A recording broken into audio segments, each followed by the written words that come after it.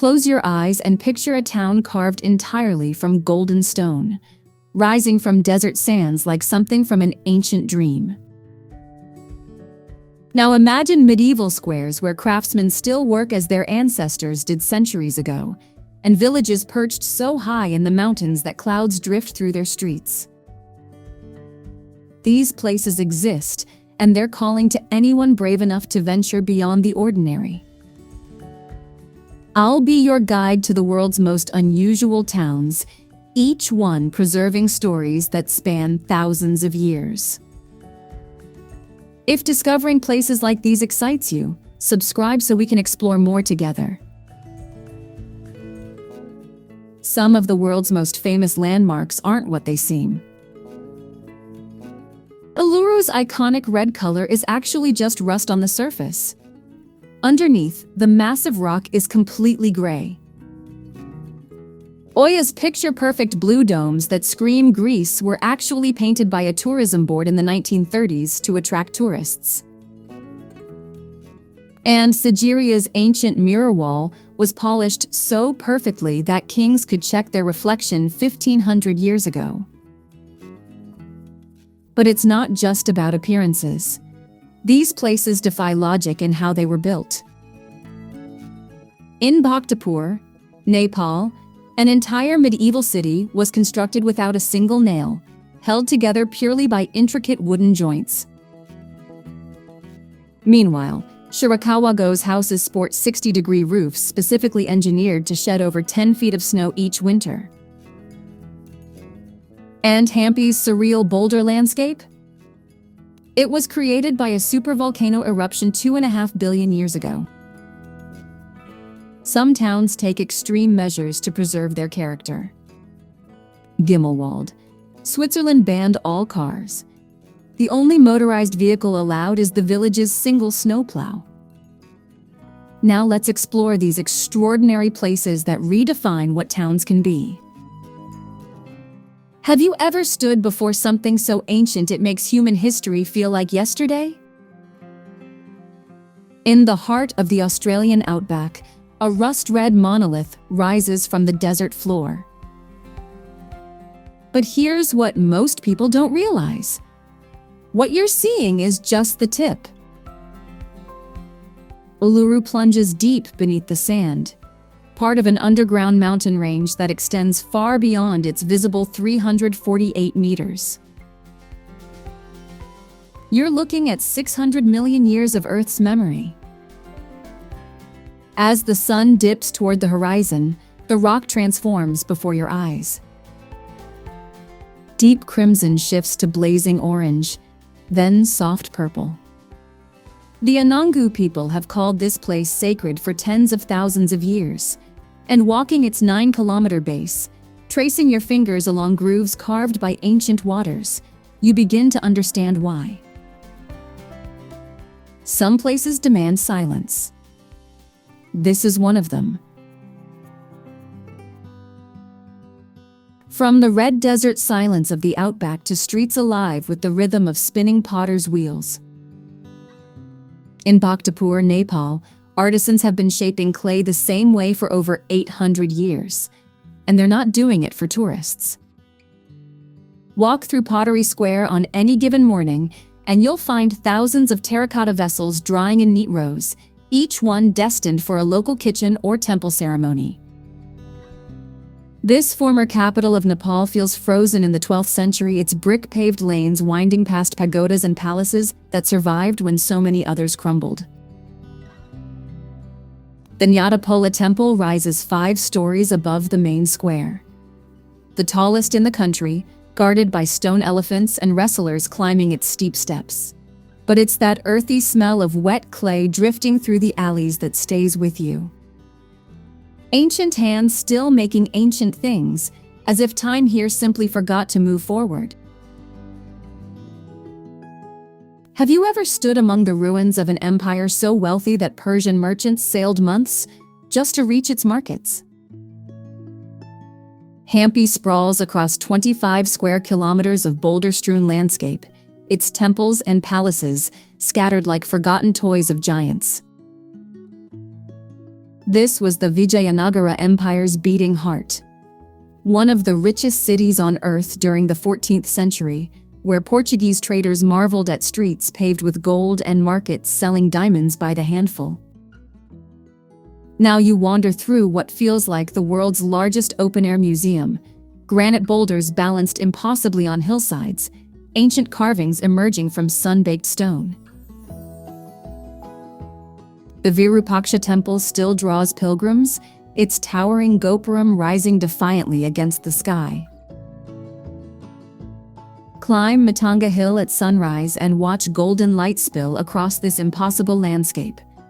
The earthy scent of warm granite mixing with blooming tamarind as an entire civilization's grandeur unfolds beneath you.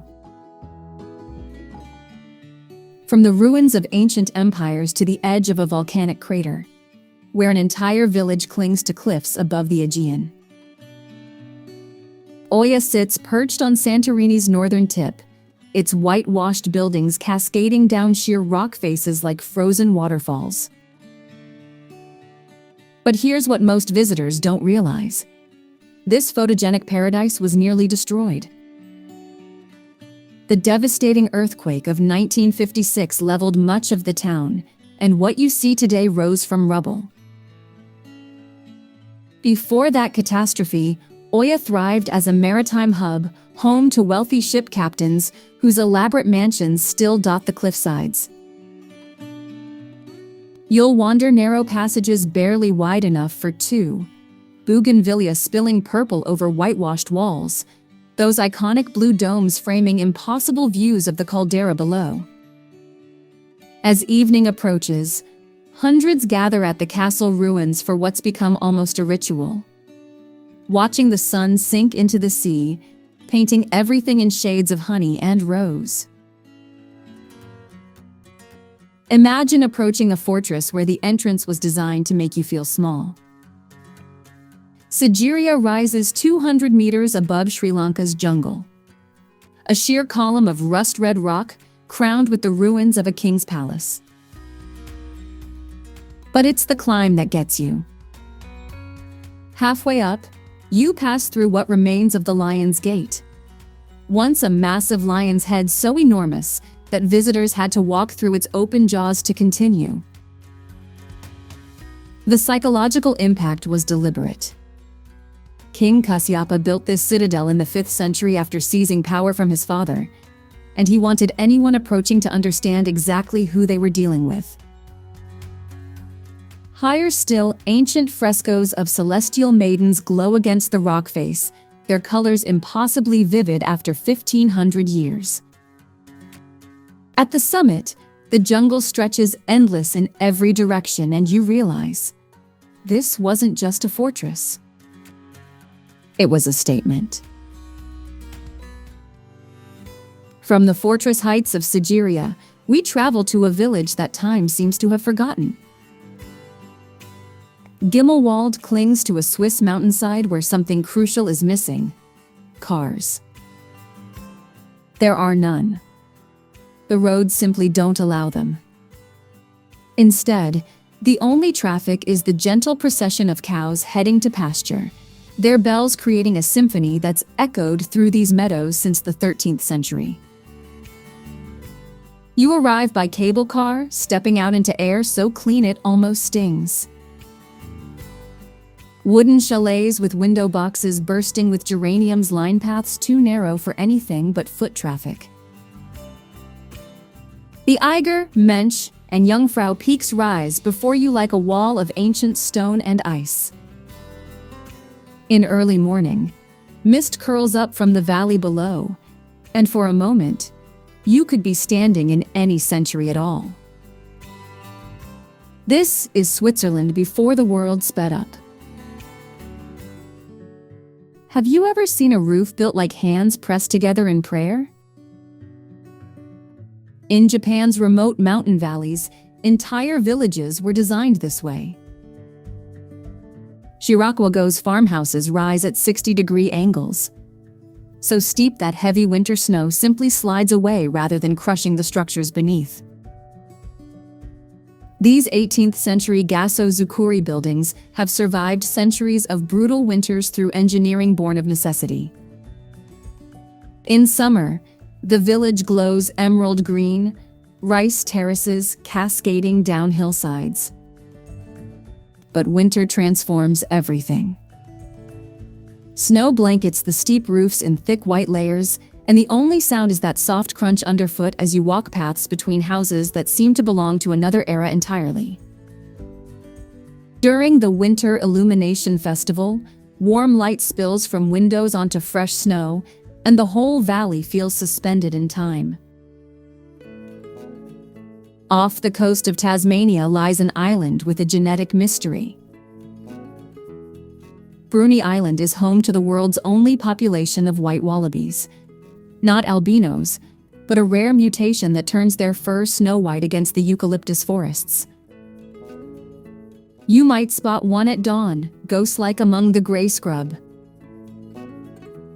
The island stretches 50 kilometers through some of Australia's most pristine coastal wilderness, connected by a narrow sandy isthmus called the Neck. Climb the lookout at sunrise and watch golden light sweep across Adventure Bay's turquoise waters while penguins waddle back from their morning fishing. The air carries salt spray mixed with eucalyptus, and local producers have turned this isolation into opportunity. Artisan cheese, fresh oysters, whiskey distilled from Tasmanian barley. As evening settles, those white wallabies emerge from the bush, hopping silently through the fading light.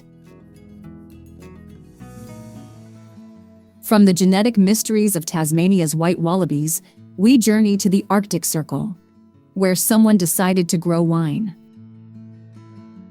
The Lofoten Islands are home to the world's northernmost commercial vineyard, producing grapes in greenhouses while glacial peaks tower overhead. Wait, really? Yes, really. These jagged mountains plunge straight into fjords so blue they look photoshopped, while bright red fishing cabins, roerbuer, dot the shoreline like scattered embers. Vikings fished these waters over 1,000 years ago, and that tradition continues today. But during summer, something magical happens. The midnight sun refuses to set, bathing everything in golden light for weeks on end. You can hike at 2 in the morning under a sky that glows like perpetual sunset. The Lofoten Islands prove that even the Arctic has warmth. You just have to look for it.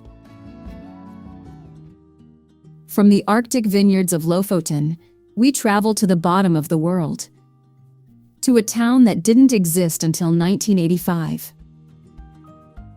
El Chaltén is Argentina's youngest settlement, founded not for tourism, but as a military outpost to stake claim on disputed territory near Chile. Today, it's the country's trekking capital. The trails here lead straight to Mount Fitzroy, whose jagged granite spires have become the stuff of mountaineering legend. You wake before dawn, hike through meadows still wet with dew, and arrive at Laguna de los Tres just as first light strikes the peaks. The water glows an impossible turquoise against gray stone. What began as a sovereignty dispute became a hiker's paradise. Proof that sometimes the best destinations are the ones nobody planned. The Spanish conquistadors conquered an empire but never found its greatest treasure. For nearly 400 years, this citadel sat hidden in the clouds, swallowed by jungle, forgotten by all but local farmers. When Hiram Bingham stumbled upon it in 1911, he found walls so precisely fitted that a knife blade couldn't slip between the stones. You arrive at dawn when mist clings to the peaks and the first light catches granite terraces cascading down impossibly steep slopes. The Inca built this as a royal estate, a place where emperors came to worship the sun, and they chose the highest archaeological site on Earth to do it.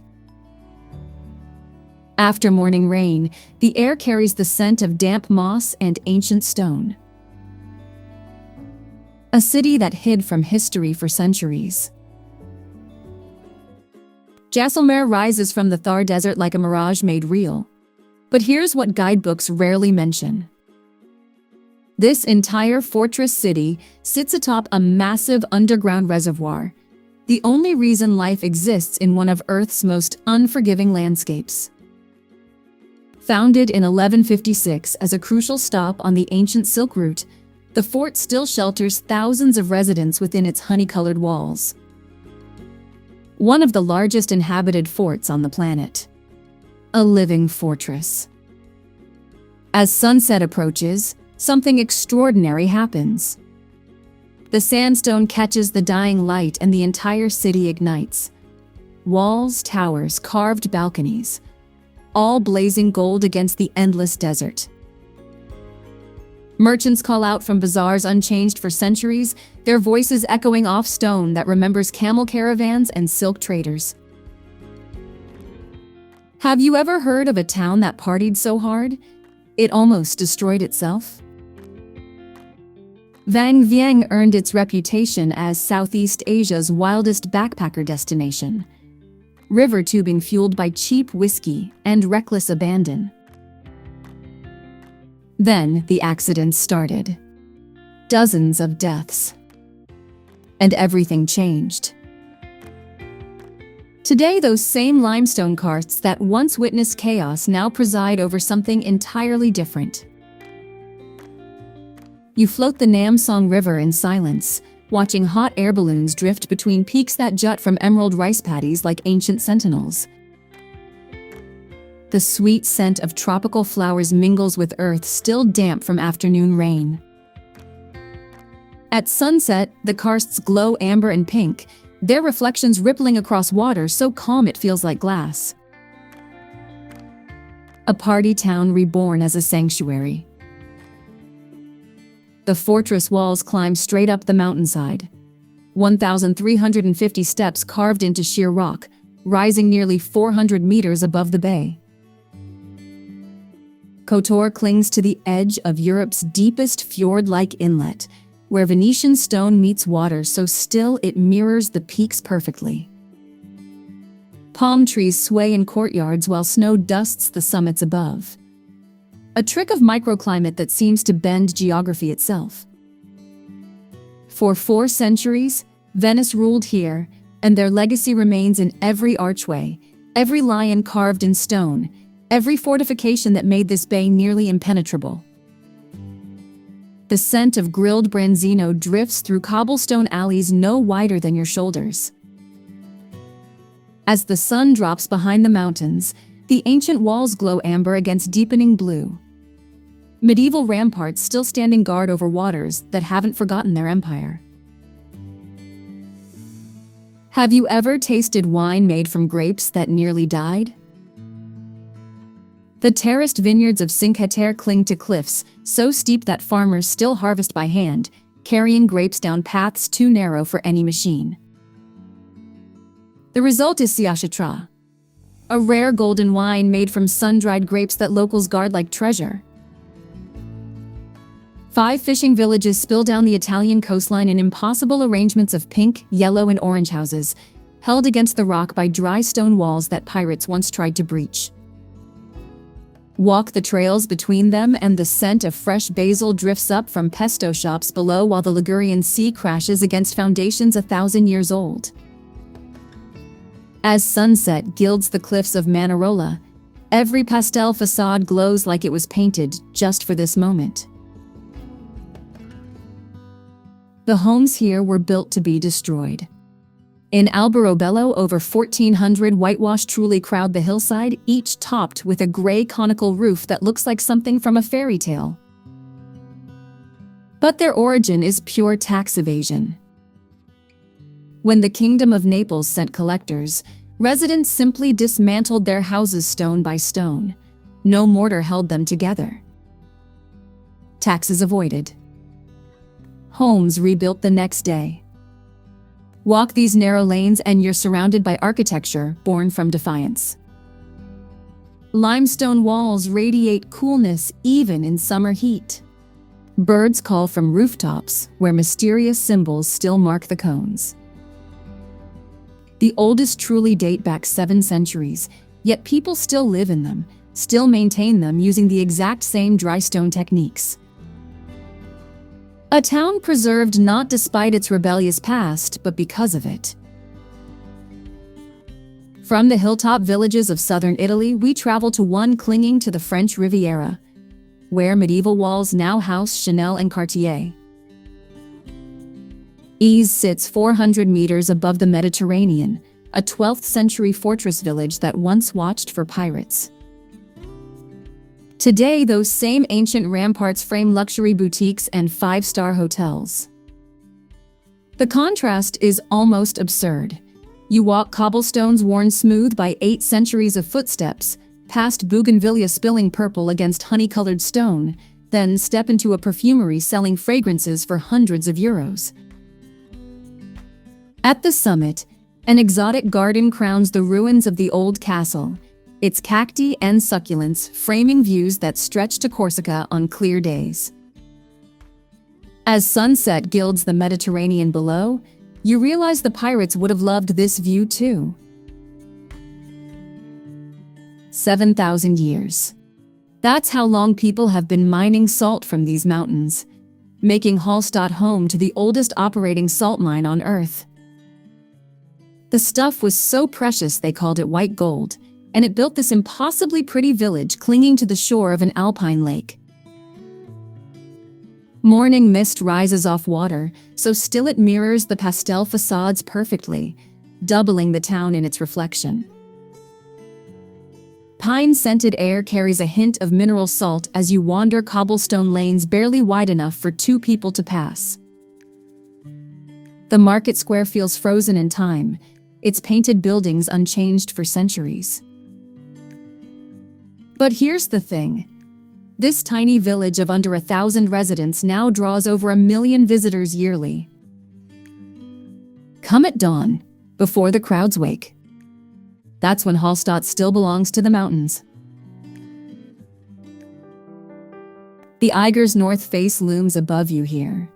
Nearly 2,000 meters of sheer limestone that mountaineers call the most dangerous wall in the Alps. But Grindelwald wasn't built for climbers. It was built for dreamers. In 1908, the world's first cable car lifted tourists into these peaks, pioneering a revolution in alpine adventure. Sir Arthur Conan Doyle walked these meadows, so captivated by the landscape he wove it into the lost world. Today, wooden chalets painted in deep reds and forest greens cluster beneath glacial valleys, their flower boxes overflowing even as snow dusts the summits above. Arrive at dawn, when mist still clings to the pine forests and the air carries that sharp, clean bite of altitude. The mountains here don't just surround you. They challenge you to look up. No cars. None. The only way into Wengen is by cogwheel train, winding up through alpine meadows until you emerge into a village where the loudest sounds are cowbells and wind through pine trees. It's one of the highest car-free settlements in the Alps, and that absence changes everything. You hear conversations from across the valley. You hear your own footsteps on cobblestones. The Eiger looms above like it does in Grindelwald, but here the atmosphere feels softer, more intimate. Chalets cluster along winding paths, their flower boxes overflowing with geraniums in summer. Every winter, the world's best skiers descend the Lauberhorn, the longest downhill race course anywhere. But most days, just that extraordinary quiet, broken only by the distant chime of a church bell echoing off ancient rock. The mist here doesn't lift. It dances. Sapa sits 1,500 meters up in Vietnam's northern highlands, where clouds drift through rice terraces carved into mountainsides like giant green staircases. But what stops you mid-step isn't the landscape. It's the flash of crimson moving through the fog. The Red Zhao women wear turbans so vibrantly red they seem to glow against the gray morning, their clothing embroidered with stories passed down through generations. Each stitch a word, each pattern a chapter. The French built this place as an escape from Hanoi's heat. The Zhao made it something unforgettable. From the French colonial terraces of Sapa, we journey to a plain where time scattered temples like seeds. Bagan once held over 10,000 of them. 10,000. Today, fewer than 3,000 remain, and they still stretch across 42 square kilometers, rising from the earth like ancient forest giants. At dawn, hot air balloons drift silently overhead while the warm brick glows amber against emerald fields below. This was the heart of the pagan kingdom, where Buddhism first spread its roots across Southeast Asia. Climb any pagoda at sunset. Watch shadow swallow temple after temple. From the scattered temples of Bagan, we travel to a town that dares gravity itself. Ronda doesn't sit on a cliff. It clings to the edge of one, split in two, by a gorge so deep you can watch eagles circle below you. The Puente Nuevo Bridge spans this chasm, its 18th century stonework dropping 98 meters straight down. But here's the surprise. This dramatic perch also holds the world's oldest bull ring, still hosting events after 240 years. In spring, wildflowers bloom along the cliff tops while whitewashed buildings glow amber at sunset. Have you ever seen a beach that could kill you? Reynas Fiara's waves don't just crash, they ambush. Sneaker waves surge without warning, powerful enough to drag visitors into freezing currents before they can scream. Yet people keep coming. The sand here runs obsidian black, volcanic remnants ground fine over millennia. Basalt columns rise like pipe organs from the cliffs while sea stacks jut from the surf. Reynas Drangar, where legend says trolls turn to stone at dawn. Above the village, a tiny white church watches over 300 residents who've made peace with living beside such raw power. At sunset, golden light meets black sand. Beautiful and brutal in the same breath. From the black sands of Iceland, we travel to southern Albania, where an entire city looks carved from a single block of stone. Gjirokastër earned its name honestly. Every house, every tower, every rooftop built from the same gray limestone, cascading down the hillside like a petrified waterfall. Founded in the 12th century, this UNESCO World Heritage Site preserves Ottoman architecture, so intact you half expect merchants in period dress around every corner. The aroma of grilled lamb drifts through cobblestone alleyways as sunset paints the stone walls gold. Above it all, a massive castle keeps watch.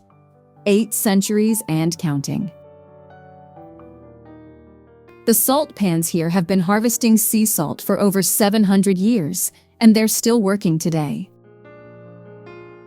Piran clings to a slender finger of land, reaching into the Adriatic.